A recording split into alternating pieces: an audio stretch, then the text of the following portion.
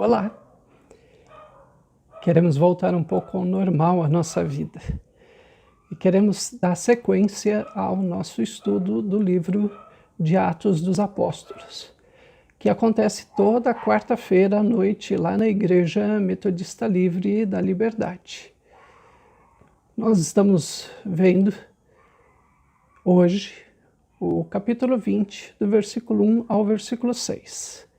Mas antes eu gostaria que a gente pudesse estar orando. Pai, nós te agradecemos por esse tempo, te pedimos, ó Deus, abre nosso coração, nossa mente, nossa vida, Senhor, para que a tua palavra caia em boa terra e possa germinar para a glória de Jesus Cristo.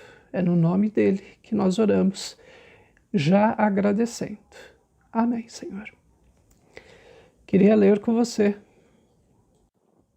Cessando o tumulto, Paulo mandou chamar os discípulos e, tendo-os confortado, despediu-se e partiu para a Macedônia. Havendo atravessado aquelas terras, fortalecendo os discípulos com muitas exortações, dirigiu-se para a Grécia, onde se demorou por 3 meses, tendo havido uma conspiração por parte dos judeus contra ele. Quando estava para embarcar rumo à Síria, determinou voltar para a Macedônia. Acompanharam-no até a Ásia Sópatro de Bereia, filho de Pirro, Aristarco e Secundo de Tessalônica, Gaio de Derbe, Timóteo, bem como Tíquico e Trófimo da Ásia. Estes nos precederam, esperando-nos em Troade. Depois de dias dos pães asmos, navegamos de Filipos em 5 dias. Fomos ter com eles naquele porto, onde passamos uma semana. É interessante a gente observar um pouquinho no mapa essa passagem. Estamos na 3ª viagem de Paulo. Paulo está determinado a voltar para Jerusalém, depois que ele recolhe uma oferta em várias das cidades em que ele havia passado. Ele, no capítulo 19, ele informa que estava querendo voltar agora para Jerusalém. Mas alguma coisa o havia impedido e ele permaneceu mais um pouco. Só que aí algumas coisas começam a acontecer. Lembre-se, Paulo está mais ou menos aqui. Esta é a região de Éfeso.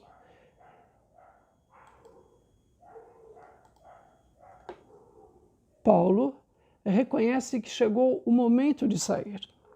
Ele havia determinado que voltaria para Jerusalém, mas algo o impediu e ele resolveu permanecer mais um pouco.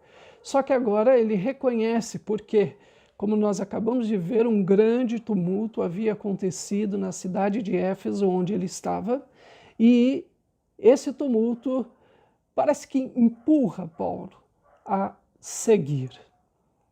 Sair de onde estamos nunca é uma situação fácil. E também não foi fácil para Paulo. Paulo agora vê que as circunstâncias começam a exigir mudanças.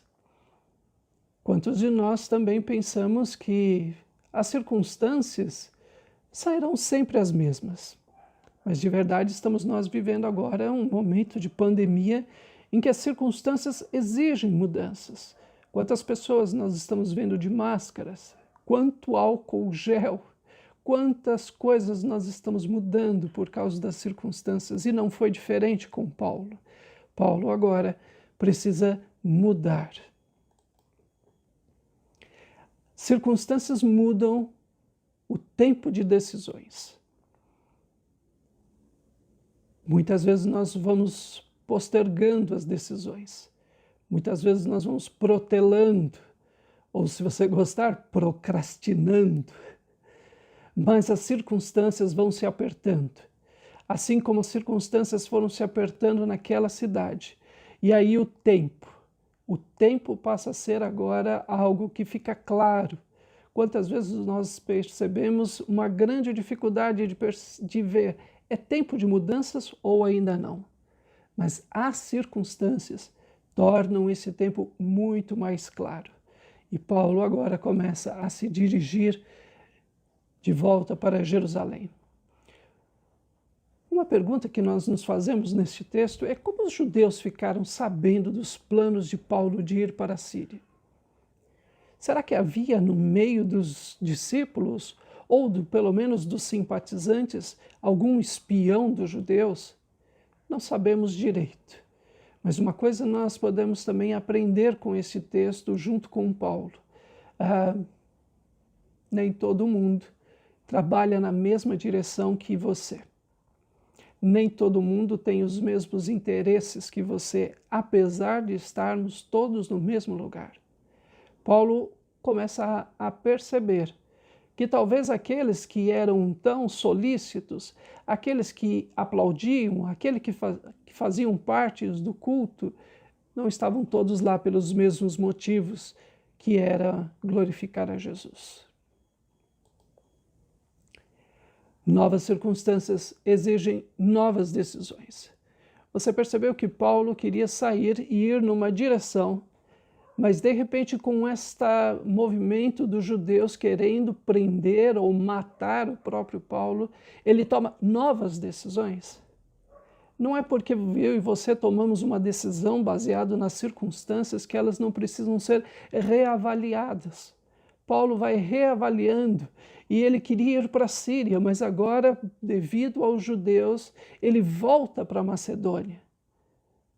Quem sabe nós estamos apenas vivendo momentos em que nós precisamos reavaliar as nossas decisões e tomarmos novas decisões.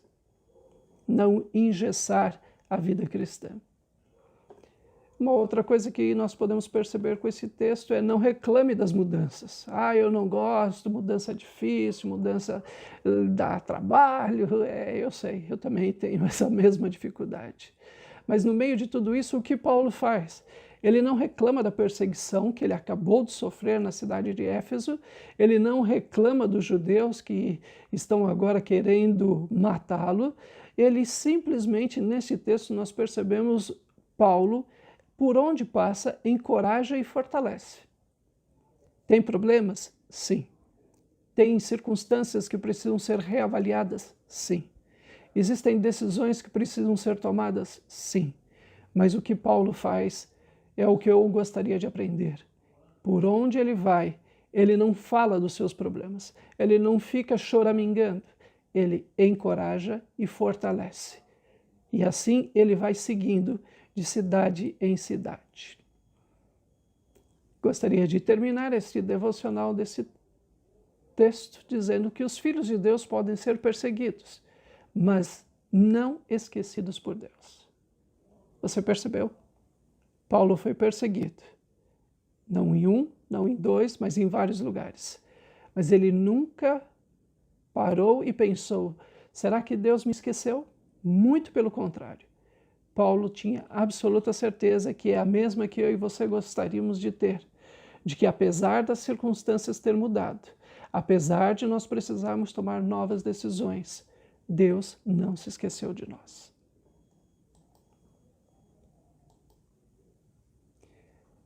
Rapidamente você pode perceber que no versículo 4 nós temos aí pessoas que seguiram e acompanharam Paulo. São todos eles de cidades e regiões extremamente importantes. Bereia, Tessalônica, Derbe e da região da Ásia. Não apenas cidades, mas também uma região inteira. O que eles estavam fazendo? Estavam levando uma oferta para aqueles que estavam passando por necessidades na cidade de Jerusalém. Eles eram representantes dessas cidades, desta região. Eles eram aqueles que iriam levar e ver a necessidade ali, em loco, pessoalmente. Iriam participar do momento de gratidão, sim, por receberem, mas também iriam presenciar a dificuldade que estava havendo naquela cidade, naquele povo. Eu gosto muito de pensar nesses homens que viram, não apenas ouviram e disseram, vamos contribuir. Não apenas ouviram e pensaram, vamos dar, mas eles foram para ver. Gosto muito desta ideia, de que o Evangelho não é apenas dar e nem se preocupar, e nem saber como é que foi utilizado.